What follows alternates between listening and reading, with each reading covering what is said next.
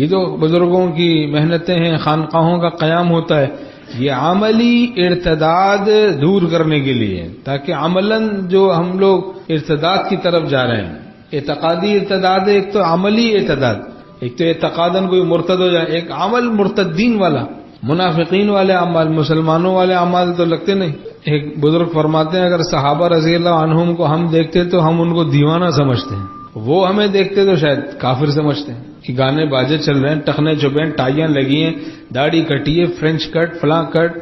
ہر وقت دیکھو تو بد نگاہی ہو رہی، بے حیائی ہو رہی ہے، کوئی مسلمانوں کے کام ہے کیا؟ خوشی میں دیکھو تو حدود شریعت سے تجاوز کرتے ہیں، غم میں دیکھو تو حدود شریعت سے تجاوز کرتے ہیں، مال کی ریل پیل ہو تو حدود شریعت سے تجاوز کرتے ہیں، گاڑی آ گئی ناس پیدا ہو گیا، مکان آ گیا ناس پیدا ہو گیا، گر خفاش رفت در کور و کبود، باز سلطان دیدارا بارے چبود۔ مولانا روم رحمۃ اللہ فرماتے ہیں اگر چمگادڑ گو کھائے اور پیشاب چوسے نالیوں میں پڑا ہو، چمگادڑ اندھیروں میں پڑا ہو، ہمیں کوئی تعجب نہیں، باز سلطان دیدارا بارے چبود۔ یہ باز سلطان شاہی باز کو کیا ہو گیا کہ وہ گٹر لائن میں پڑا ہے، جو بادشاہ کی کلائی پر بیٹھتا تھا وہ گٹر لائن میں پڑا ہے۔ تعجب اس پر ہو گیا کہ اس کو کیا پریشانی پیش آ گئی کہ باز شاہی کا مزاج کیسے خراب ہو گیا،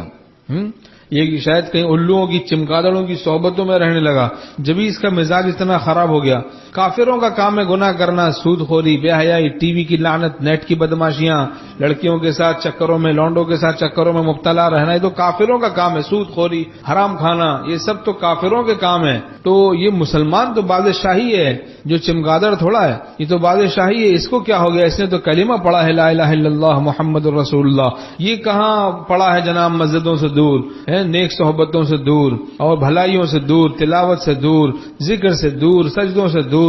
رکوع سے دور، اور یہ گناہوں میں کہاں ظالم مسلمان پڑا ہے؟ تو سخت ضرورت ہے اللہ کی محبت اور اللہ کا خوف سیکھنے کی۔ اس میں گناہ عام ہو گئے، گناہ سستا ہو گیا، گناہ آسان ہو گیا، عام، سستا، آسان۔ تو سخت ضرورت ہے اللہ کا خوف سیکھنے کی، اللہ کی محبت سیکھنے کی، لاکھ تاکہ اختیارات ہوں، لاکھ اسباب ہوں گناہ کے، پھر بھی ہم باخدا رہیں، با وفا رہیں، با حیا رہیں، ولی اللہ رہیں۔ اجل اللہ یغفر لکم، اللہ کی عظمت کو دل میں بٹھاؤ، وہ تم کو بخش دے گا۔ اس کے لیے ضرورت ہوتی ہے خانقاہوں کی اور اہل اللہ سے تعلق کی، تاکہ ایسا اللہ کا خوف مل جائے مطلوب کہ ہم گناہ نہ کر سکیں، ہم بدنگاہی نہ کر سکیں، بے حیائی نہ کر سکیں، دین کی عظمت ہو۔ اللہ تعالی ہم سب کے قلوب میں عظمت اپنی نصیب فرمائے اور اپنی محبت نصیب فرمائے، اپنا خوف نصیب فرمائے۔ مطلوب